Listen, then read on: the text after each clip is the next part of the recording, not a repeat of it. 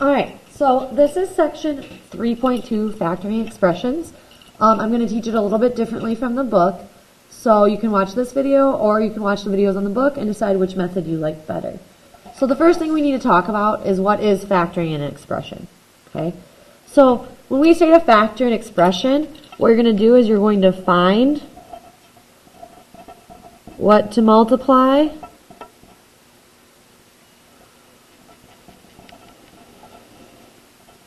to get an expression. Okay, so you're going to try to figure out what can I multiply to get this expression. It's also, if you think of distribution, remember if I had like 5x plus 2, we distribute that 5. So I get 5x distributed to 5 times 2 is 10. So we get these. Factoring is essentially starting from here and going backwards. So it's undoing distribution. Okay, so all we really want to do is, we know how to distribute. Now we want to be able to take what we had before and go backwards. So I want to be able to go this way now. Okay, so in order to do that, we need to know what a greatest common factor is. And what a greatest common factor, all that means is the largest number that goes in to both numbers. Okay, so I'll write that down. Largest number that goes into both numbers. Okay, so those are the definitions we need. So if we go to example 1, and feel free to pause this video if you need, like if you're still writing down, go ahead and pause it and then you can push play. But for number 1, it says factor out the GCF. Remember, GCF stands for greatest common factor. So the first step we have to do is we look at our numbers. So 24 is my coefficient, so I'm just going to look at 24, and then I have 18. Technically it's negative 18, but we're just going to look at the 18 part of it right now. Okay, so I'm going to start with 24. Give me 1 second, guys. Sorry about that, I had a phone call. So let's get back into this. We're going to look at and try to find what are all the factors of 24. So what numbers multiply up to get 24? So if I do that, I have 1 and 24. 2 times 12, 3 times 8, and 4 times 6. Those are all of my things that multiply up to 24.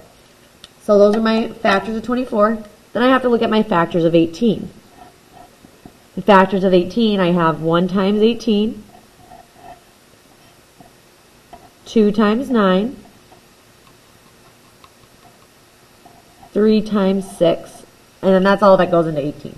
Okay? So we're looking for the one that they have in common, the largest one they have in common, which is going to be 6. So that's your first step. You just find what the greatest common factor is. Okay? That's step 1. Step 2 then would be to rewrite each of these numbers up here as a multiplication problem. So 24, I know I can write 24 as 6 times 4x, because that x didn't go away. Because 6 times 4 is 24, right? So I didn't change anything, I'm just rewriting it as a multiplication. And then I have 18, so minus, what times what gives me 18? Well, remember I want to use my 6, because that's what they had in common. So it'll be 6 times 3 gives me 18, so it's literally going to be 6 times 3. The reason we do this, now we see both of these have a 6 in it. So that means a 6 had been distributed into it, so we can pull that back out. So when we pull it back out, we're going to pull both of them back out. We're going to get 6. And then what's going to be left after I pulled it out is I have a 4x left. And I pulled a 6 out of here, so I have this minus still, and 3. So my factored version of A is 6 times 4x minus 3. And if you're unsure if you did it right, you could just distribute it back through and see if it was correct. 6 times 4x is 24x, that's right. 6 times negative 3 is negative 18. So this is correct. So you're just looking for those. So if we look at part B, we're going to do the same thing. I'm going to find my greatest common factors of 6 and my greatest common factors of 27. Well, to get 6, I can do 1 times 6, and I can do 2 times 3. That's it, right? For 27, I can do 1 times 27, 3 times 9. That's it. Those are all I can do. So what's my greatest common factor? Well, they both have a 1, but they also both have a 3. So my greatest common factor is 3 because they have nothing else in common. So then I'm going to rewrite this problem. I can rewrite 6 as 3 times 2. And I'll do it like this so you can kind of see what I'm doing. Minus, and I can write 27 as 3 times 9. Because again, remember this is the same, 3 times 2 is 6x, so I'm just rewriting 6x. And 3 times 9 is 27. So I didn't really change anything, I'm just expanding it. Okay, so then what do they both have in common? They both have this 3 in common. So I can undistribute that, so bring it both out. If I bring both of them out to the front, I have left this 2x minus, and then the 9. So this is my factored out version again. Remember, factoring just means we're undoing distribution, so we got to see what did we times both things by to get that. Well, that's where the greatest common factor came in. Again, if you wanted to check your work, all you'd have to do is distribute it and say, okay, 3 times 2x is 6x, so that's right. 3 times negative 9 is 27, so that's right. So that's how you do example number 1. Then if you look at example number 2, you're factoring out a fraction. Let me zoom in on this a little bit for you guys. I'll focus it. Okay, so if we look at example A, when you're factoring out a fraction, again, it's the same thing. We're looking at what could we times to get there. The good rule of thumb is if you're factoring out a fraction, it's going to be your coefficient. And remember, all a coefficient is your number in front of the variable.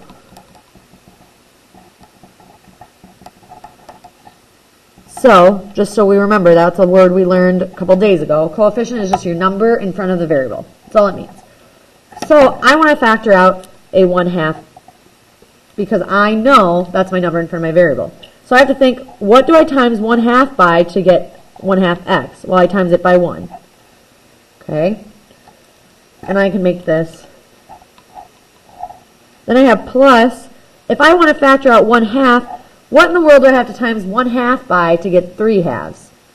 Well, I'm going to times it by 3 over 1 because 3 times 1 is 3, 2 times 1 is 2. So I just need to get that 3 in there. Okay? So again, I have a 1/2 in both of these. Right? So I want to take it out because I'm undoing distribution. That's all factoring means when we get to algebra. So to undo it, I'm going to take both of these to the outside. And then I'm going to have left inside 1x. But remember, we're lazy in math. So instead of writing 1x, we just write x. If you write 1x, though, that's completely fine. It is still the correct answer.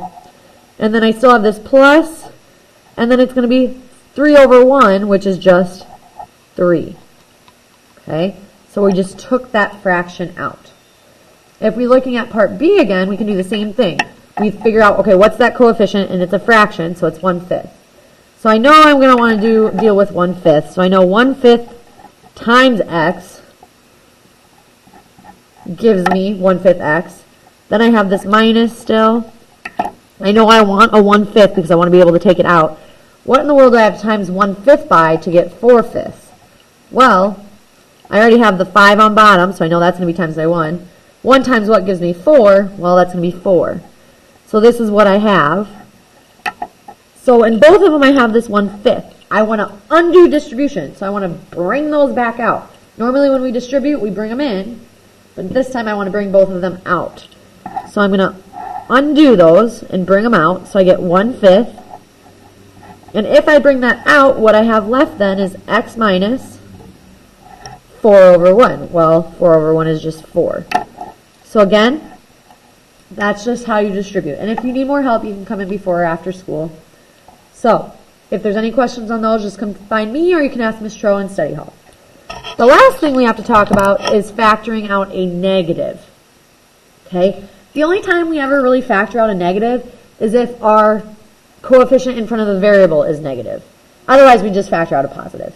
But because our coefficient in front of our variables is negative, we're going to want to factor out a negative. And they're telling us what to factor out. So again, to do this, we have to just rewrite this as a multiplication problem. So I'm going to rewrite this as, I want to know negative 2 times what would give me 4p, or negative 4p, sorry. So negative 2 times what gives me 4p? Well, negative 2 times 2 gives me 4, and then I need the p, so I have that. Then I'm going to do plus, I want to do negative 2 times something, that'll give me a positive 10. Well, the only way to get a positive when we're multiplying is either to have a positive times a positive, or a negative times a negative, right? So since I have negative 2, because I know that's what I'm taking out, negative 2 times what will give me positive 10?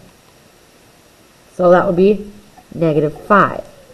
So again, we want to undistribute. So we know both of them have these negative 2's, so we can pull those out when we undistribute. Or remember, that's called factoring. So I'm going to have a negative 2 here. Then what I have left is 2p. And then I have a plus a negative 5. So you could write it as plus negative 5. That's fine. But remember, that's a lot of extra writing. So instead of saying plus a negative, we could also rewrite that as just 2p minus 5. Those mean the same thing, and I factored out that negative 2. Okay. So let's look at this one, number or letter B. It wants me to factor out a negative 4. So I have negative 12r minus 20. Remember, we want to rewrite this as negative 4 times something, and then we want to rewrite this as negative 4 times something. Okay? So let's think about it.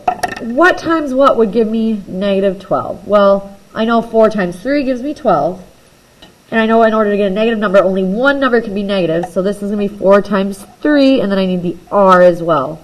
Because negative 4 times 3r is negative 12r. So I'm just rewriting it. Then again, I forgot my plus sign here, sorry. I want to think what times negative 4 will give me negative 20. Well, negative 4 times positive 5 will give me negative 20. So then I can undistribute these negative 4's. Okay, because both of them have these in common. So I can undistribute that. So I'd have negative 4 on the outside, and what would be left? I'd have 3r plus 5. Notice we took out the negative. So because both of these were negatives up here, when we take out a negative, they both become positives down here. Okay? And again, if you needed to check your work, you could just redistribute this through to see if it works. Okay? So this is all factoring with expressions means. It means you're undoing that distribution by finding the greatest common factor. And when you take out a negative, remember, the signs will change on the inside. So if you have any questions, come talk to me, or you can ask Ms. Tro. Good luck, and go ahead and try your BIM assignment now. Thanks.